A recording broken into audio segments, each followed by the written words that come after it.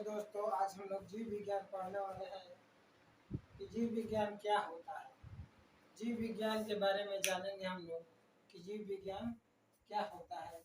जीव विज्ञान के अध्ययनों के बारे में जानेंगे कि जीव विज्ञान क्या होता है। तो जीव विज्ञान साधारण भाषा में जाने तो जीव जंतुओं के अध्ययन को हम लोग जीव विज्ञान कहते हैं। जीव जंतुओं के अध्ययन को हम लोग जीव विज्ञान कहते हैं। जैसे ये नाम से ही स्पष्ट है, जीव नाम से स्पष्ट है। जीव मतलब जीव जिसमें जीव हो, जान हो, उसके अध्ययन को हम लोग क्या कहेंगे, जीव विज्ञान कहेंगे, जिसे इंग्लिश में बायोलॉजी के नाम से जानते हैं, जिसे इंग्लिश में क्या कहते हैं, बायोलॉजी कहते हैं। ये जीव विज्ञान तो तीन भागों में बटा हुआ है। ये जीव विज्ञान तीन भागों में बटा हुआ है। पहला है जंतु विज्ञान। पहला क्या है, जंतु विज्ञान। पहला जंतु विज्ञान है और दूसरा है वनस्पति विज्ञान। पहला जंतु विज्ञान, दूसरा वनस्पति विज्ञान और तीसरा है हमारा सूक्ष्म जीव विज्ञान। और तीसरा है हमारा सूक्ष्म जीव विज्ञान। तीसरा सूक्ष्म जीव विज्ञान, दूसरा वनस्पति विज्ञान और पहला जंतु विज्ञान। जंतु विज्ञान को हम लोग इंग्लिश में जूलॉजी के नाम से जानते हैं। क्या, जूलॉजी कहते हैं। जंतु विज्ञान को हम लोग इंग्लिश में जूलॉजी कहते हैं और वनस्पति विज्ञान को हम लोग इंग्लिश में बॉटनी कहते हैं। क्या, बॉटनी। बॉटनी वनस्पति विज्ञान को हम लोग इंग्लिश में बॉटनी के नाम से जानते हैं। और यह है जीव विज्ञान, सूक्ष्म जीव विज्ञान, इसे हम लोग माइक्रोबायोलॉजी के नाम से जानते हैं। ये सूक्ष्म जीव विज्ञान को जंतु विज्ञान का पिता अरस्तु को कहते हैं। जूलॉजी का जनक, जंतु विज्ञान का जनक किसे कहते हैं, तो अरस्तु को हम लोग जंतु विज्ञान के पिता के नाम से जानते हैं। और वनस्पति विज्ञान किसे के पिता को किसे कहते हैं, वनस्पति विज्ञान के पिता किसे कहते हैं, तो थ्रियोफेटस के हम लोग दोस्तों वनस्पति विज्ञान के पिता के नाम से जानते हैं। और यह सूक्ष्म जीव विज्ञान के पिता लीवेनहॉक को हम लोग सूक्ष्म विज्ञान के पिता कहते, सूक्ष्म जीव विज्ञान के पिता लीवेनहॉक को कहते हैं। लीवेनहॉक को सूक्ष्म जीव विज्ञान के पिता कहते हैं। ये अरस्तु जो थे एक महान वैज्ञानिक, जीव विज्ञान के कुछ महान वैज्ञानिक थे, जिन्होंने अपने शिक्षा के काल में, अपने वैज्ञानिक काल में एक जंतुओं से रिलेटेड एक पुस्तक लिखी थी जिसका नाम है, जिसका नाम है the history of plantarum. The history of plantarum नाम है। इस पुस्तक में उन्होंने लगभग 500 से भी अधिक जंतुओं के प्रजातियों के बारे में लिखे थे। उन्होंने जंतुओं के प्रजातियों के बारे में लिखे थे अरस्तु ने।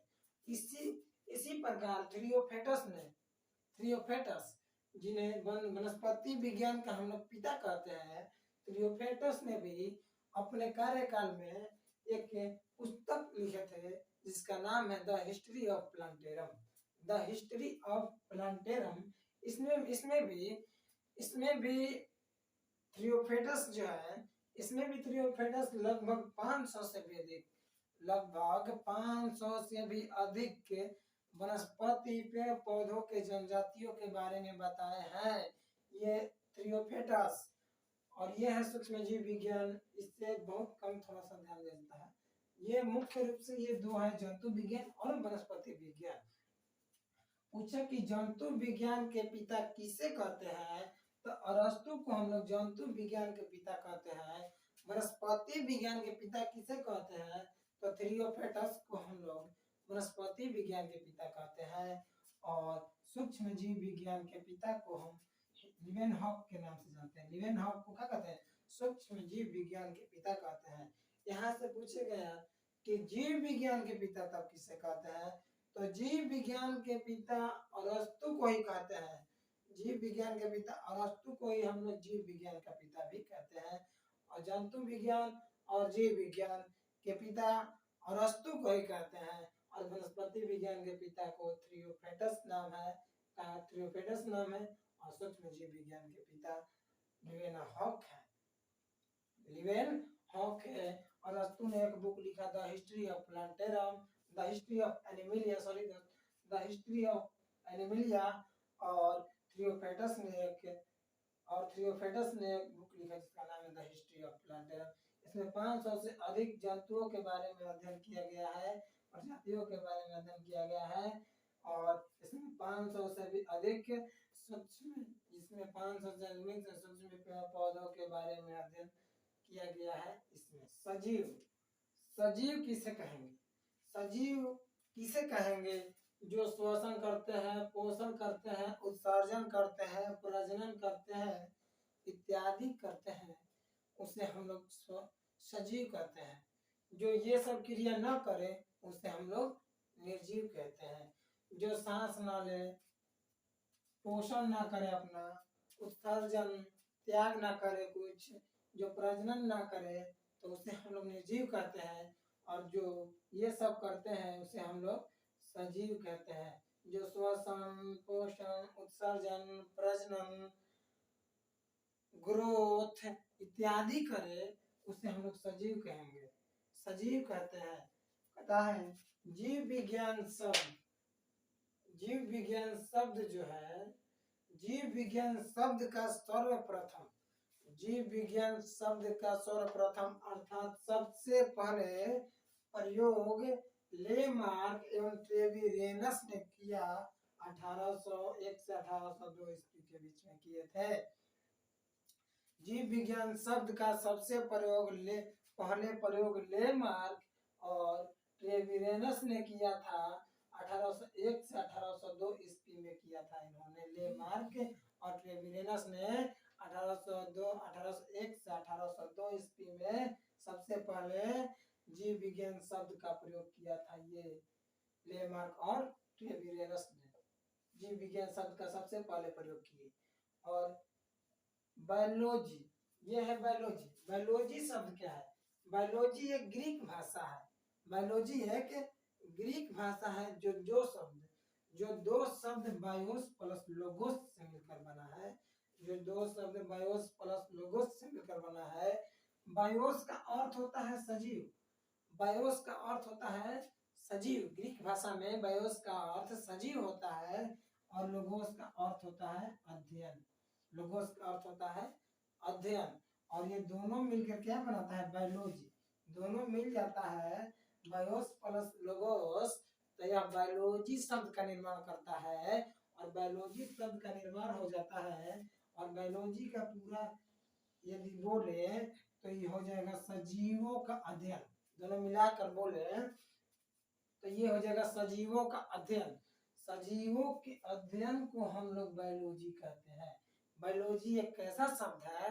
तो बायोलॉजी एक ग्रीक शब्द है, ग्रीक भाषा का शब्द है बायोलॉजी, जो दो शब्द बायोस प्लस लोगोस से मिलकर बना है। बायोस का अर्थ होता है सजीव, लोगोस का अर्थ होता है अध्ययन करना, अध्ययन करना। सजीव श्वसन पोषण जो करे वो सजीव है। और लेमार्क और ट्रेविरेनस ने जीव विज्ञान का सबसे पहले शब्द का प्रयोग किया 1801 से 1802 ईस्वी के बीच। आधुनिक वनस्पति विज्ञान, आधुनिक वनस्पति विज्ञान, आधुनिक वनस्पति विज्ञान का जनक लिनियस को कहते हैं।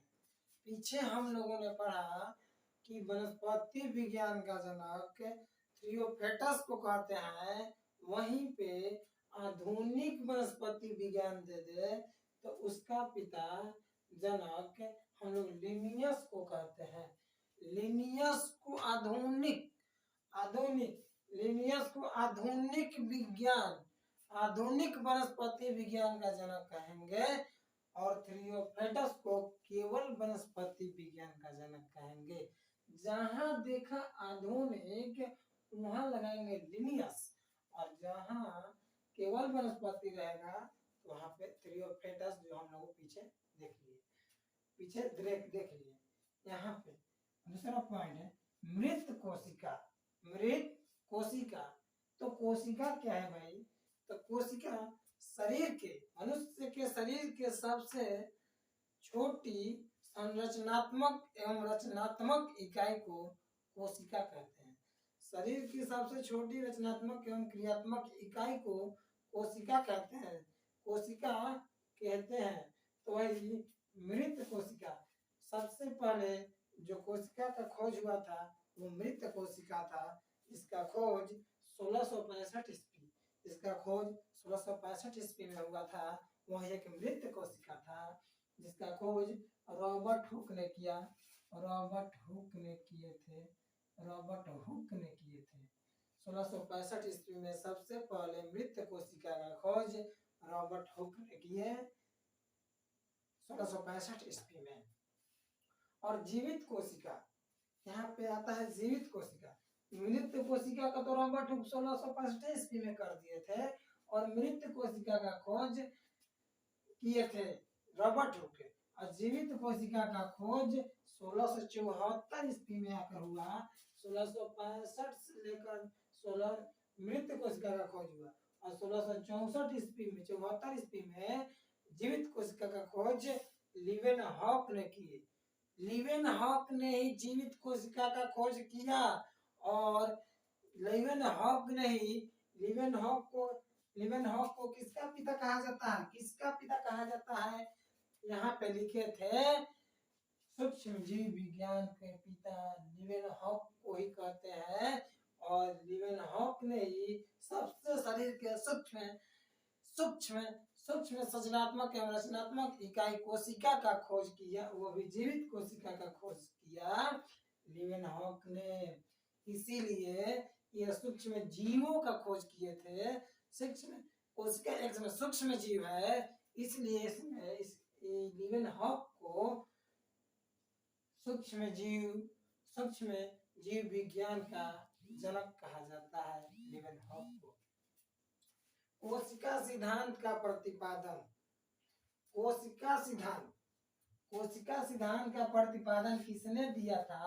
तो स्लाइडन स्वांग ने दिया था। किसने दिया था? स्लाइडन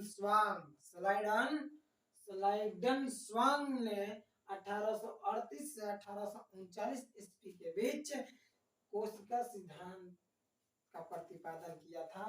और यहाँ पे देख ले, आधुनिक वनस्पति विज्ञान का जनक लिनियस को कहेंगे। केवल वनस्पति विज्ञान देगा तो वहां पर थ्रियोफेटस लगाएंगे।